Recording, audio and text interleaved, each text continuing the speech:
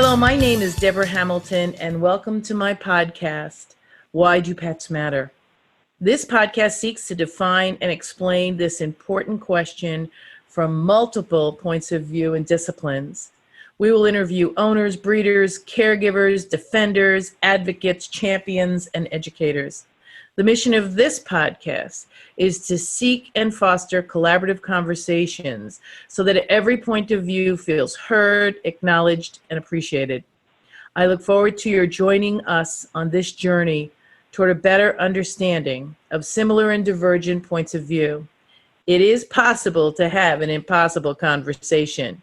It starts with listening first.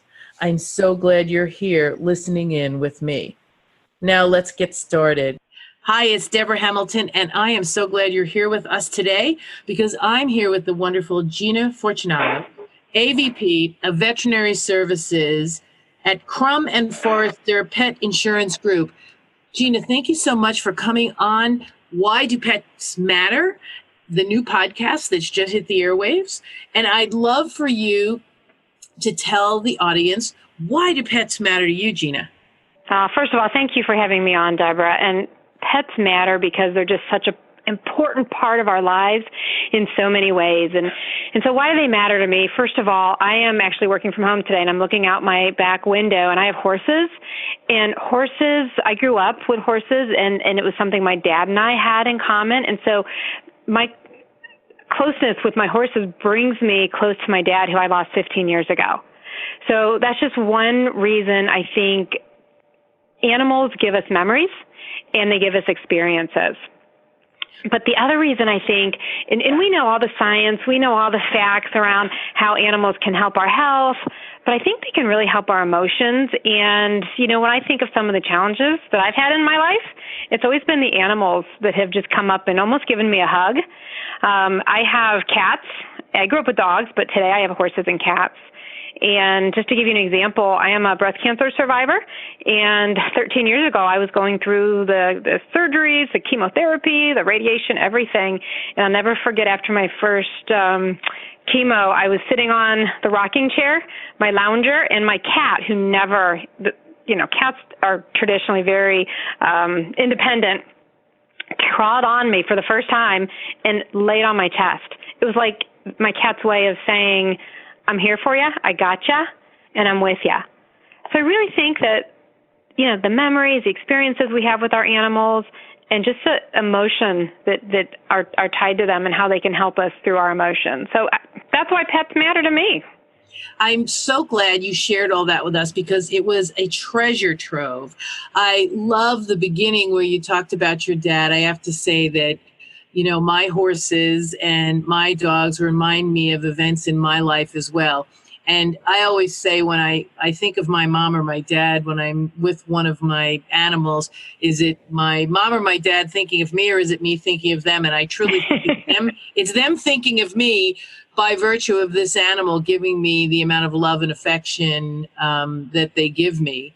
And I have to say that, cats get a bad rap, I think. People who own cats, which I'm not one. I have a grandkitty named Jane, and I love her to pieces. She doesn't necessarily feel the same for me, although I do give her enormous toys that she loves. I just don't know that she knows they're from me, but we digress. And so I think cats do get to a place where they understand people and their needs, maybe even more than dogs, because that cat was aloof. And then it was right where it needed to be just when you needed it to be there. Right. Exactly. And that's what I think pets, why do they matter? Well, most of the commercials we see now for any sort of health issue in recovery always have a dog in the recovery picture. They always, someone is home getting a new LASTA treatment and they're home with their dog. It's, I think the cat people should raise their hand, as you would, and say, wait a minute, cats are good too. Horses are even better. I know that horses are huge therapy animals as well for PTSD. They just seem to take that strong, silent position with people making it worth your while to be in their space when you're having an issue. Yeah, and you think about, speaking of horses and why pets matter, and I'm a huge, obviously, horse lover, so I'm going to put a plug in for the horses for a second. Think about what they do, even in prison settings, and how they can help rehabilitate some of the prisoners. Again, the emotional side, right? The calming, take that anger. How can these horses, who are just such huge animals but yet are so calm, how can they help calm the human down? So there's all kinds of uses for horses other than just, some of the eventing and competition that we have.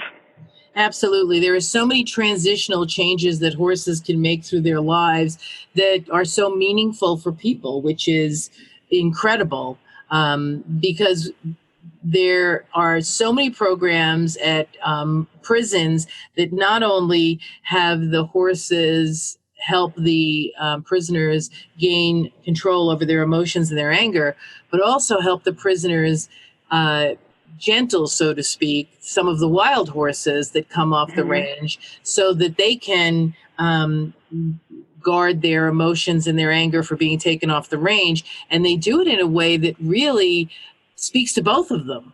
Yeah, I agree. It's amazing. It's amazing. So tell me a little bit more about what it is you do in the pet field at Crum and Forster Pet Insurance Group, because pet insurance is so misunderstood, I think, and should be better understood so that people could make their pets matter even more because they're able to care for them in a better way. Yeah, so I've had the privilege of working in the animal health industry for about 8-9 years now in the pet insurance field. And I say the privilege because, one of the things that we've just spent 15 minutes talking about is why pets matter. And pets, they need and deserve veterinary care. And as more and more medical care is available to these animals, think about what we can do now, the cancer treatments we have, the MRIs, the radiation, the surgeries that we offer to our dogs and cats and even horses.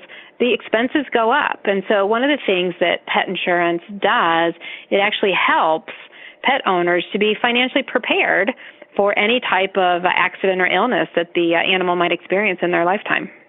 It's so important because I know I have pet insurance for my animals. My friend had pet insurance for her animal. And you're absolutely right. He had a very devastating cancer. And I think her pet insurance covered 80% of all the costs, up to, I think, $20,000 or $30,000, which is a huge amount of money. Right. So we, at Crum and Forster Pet Insurance Group, we're actually strategic partners with the ASPCA. So our flagship brand that we actually go to market with in the veterinary industry is the ASPCA Pet Health Insurance. And so to your point, the nice thing about insurance nowadays, and this is fairly common amongst a lot of providers, is you can choose, do you want 90% reimbursement, 80% reimbursement, 70% reimbursement, and every person is different. You may want 90%, I may choose for 80%, but you can kind of choose what you want in terms of coverage. And let me give you a personal story. So I have horses and I have barn cats that go along with my barn. And I had a cat who's about 5 years old now, and I loosely say they're barn cats, Debra, because I have to tell you, these two cats that I have in the barn, they go in the tack room every night with soft food. So they enjoy my fancy feast, and so they are truly more than just a wild barn cat to me. They're almost my inside cats. And they go to the vet every year. They are in excellent health conditions. They get brushed. They're long-haired cats, by the way. Anyways, one of them, one morning, I came back there and had just very lethargic, was throwing up, and took him into, it was a weekend, of course, because, animals only get sick sometimes on the weekend when it's an emergency. Mostly on Sunday, I might add. And on Sundays, no less. Exactly. I think it was, matter of fact, I think it was a Sunday. Anyways, took it to my local emergency veterinary hospital, and this poor cat had been playing with screws that had got knocked off the shelf and swallowed the screw, threw it up, and had aspiration pneumonia. And so this cat ended up in ICU. We didn't know if it was going to make it. It was in ICU on fluids, on tubes for feeding tubes for 4 days. every day cost $1,200. And so every day I'm thinking $1,200. Okay, now we're at $2,400. I'm thinking, oh my God, thank God I have insurance. But, I have, by choice, $5,000 annual policies on my barn cats. And I was getting to that point where I was like, okay, I'm at, $4,800. At what point do I need to start digging into my own pocket and make tough decisions? But luckily on day 5, he bounced back. I was able to bring him home and care for him at home. But, that was, $5,000 plus dollars. It happened from a fluke accident on a weekend. I didn't expect it to happen. And thankfully, I had the foresight to have insurance, so I didn't have to agonize over whether I was going to continue every night at $1,200 a pop. Absolutely. And you gave him that extra time to really help him recuperate, which, that's all we all want to do. We all want to give them the extra time, the extra ability. And you're absolutely right. I know from my own experiences, I have wellness insurance and I have catastrophic insurance because I'm basically crazy. So that if something's wrong, wellness wise, I get some recovery. But if something goes wrong, really long term, I have catastrophic recovery. It's interesting though, Gina, because in your experience, do veterinarians understand as broadly as we would like the benefits that having insurance provide them? And are they able to really articulate that to their clients in a way where the clients don't think, oh, they're just trying to get us to buy something? Rather, it's something that's really going to serve them well. Yes, I think there's a lot of studies that actually show that veterinarians do see the value of pet health insurance. As a matter of fact, there's some studies with the AVMA, et cetera, that show that veterinarians want more of their clients to have pet health insurance. And the challenge is I think a lot of times veterinarians don't know how to bring up the topic. And so, one of the things that we always share with them is they just need to endorse the concept of pet insurance, and they don't need to be experts on the providers or the actual plans. As a matter of fact, it's a licensable product, so you really need to have your property and casualty license to promote or talk about specifics around pet insurance, and I'm licensed, so I can talk about it. So really, from the standpoint of veterinarians, if they just wanted to endorse the concept of pet insurance by simply asking questions like, do you have pet insurance on your pet? Or on the way out, they can ask, do you need a second invoice to provide your pet insurance provider? Just finding ways to create awareness around pet insurance. And from there, when people want information, as long as the veterinarian has like 1, 2, 3 pet insurance providers that they might recommend, hand the brochures and say, if you have specific questions, please call these providers and you can talk to a licensed agent and get all your questions answered. So it's Absolutely. Really that simple. Yep, it really is about providing the information that then they can go further. And it really can sometimes be so heartbreaking if you give that information and they opt not to do it, and there you are, like you were with your barn cat, without any insurance, and what do you do? It really is something that people who, why do pets matter, and why do we love them so much? We need to consider, because it isn't cheap to get insurance for your pet in the short haul, but in the long haul, it can really be beneficial to the pet. Especially if you have a pet on the size and scale of a horse, because I know that I had insurance on my horse and he colicked, and I have to say that 80% of it was covered. Yeah, that's great. That's great. And, I think one of the things, too, is especially, again, going back from the veterinary perspective, it's really just creating awareness around the product. We can't tell people what to do. At the end of the day, everyone makes their own decision, whether it's for their own personal health or their animal's health. But we can let them know that pet insurance exists. And then at least we've done our job, right? So, what's sad is we actually get a lot of pet owners that call us after the fact, and they want to get pet insurance. And of course, we would insure the pet, but we can't cover the pre-existing condition. And so many times they're calling in with some huge pre-existing condition. And so their comment is, I wish I would have known about pet insurance beforehand. And that's what breaks my heart. It's not that they knew about it and chose not to take it, because again, we all make our own decisions. It's they didn't even know that it existed, and they may have selected the opportunity to purchase a plan before whatever their condition was happened. It's so interesting you say that, because what popped in my brain now is that breeders who are good breeders who mentor their owners should always also provide information that then the new buyers can check out, because sometimes if it's redundant, right? We love redundancy. So if you get information from your breeder that says, when the puppy's young, while it still is healthy and happy and young, buy your insurance, because then the pre-existing condition hopefully will never happen, but it hasn't happened yet. And then when they go to the vet, they can further ask questions of the vet regarding, my breeder gave me this information, and what do you think? And then the vet would have the ability to further that conversation. Yeah, exactly. The more people, I think the statistic in sales and marketing is someone really needs to hear something 7 times before it really resonates with them. So to your point, the more people mentioning it, or the more times they hear it, even when they walk in a veterinary clinic, again, if they hear it, with the check-in form, do you have pet insurance? If they hear it with, maybe the veterinary nurse, do you want information on pet insurance? Or, multiple times throughout even that veterinary visit, that helps as well. Absolutely. And now at some vets that I've been to, they have TV programs while you're sitting in the waiting room that suggest what insurance might do to help you take better care of your pet, to take the utmost care of your pet, to allow you to make a decision not based necessarily simply on money, but on what it is you want to do going forward. And I think that's the peace of mind that pet insurance provides. It's not just about the money if you have the ability to have someone help you pay. Right. It's just an amazing process. And think about insurance nowadays. I always chuckle because we have insurance on everything, right? We have insurance on our car. That's mandatory. We obviously have to have it. But our house, we have insurance on our iPads, our iPhones. And if, our iPhone is so valuable to us that we put insurance on it, why not think about getting it for our pets as well?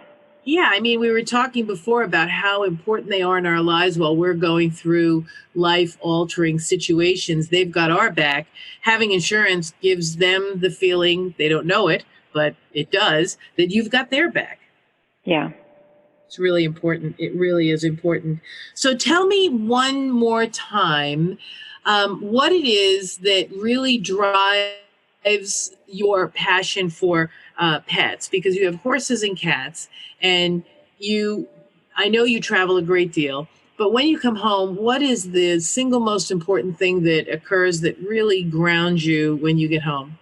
I don't have kids. Again, being a breast cancer survivor, I wasn't able to have kids. So I think what grounds me is when I open the door after traveling, my cats are right there waiting for me. Or when I go back in the barn, the horses are dependent on me, and they're right there waiting for me.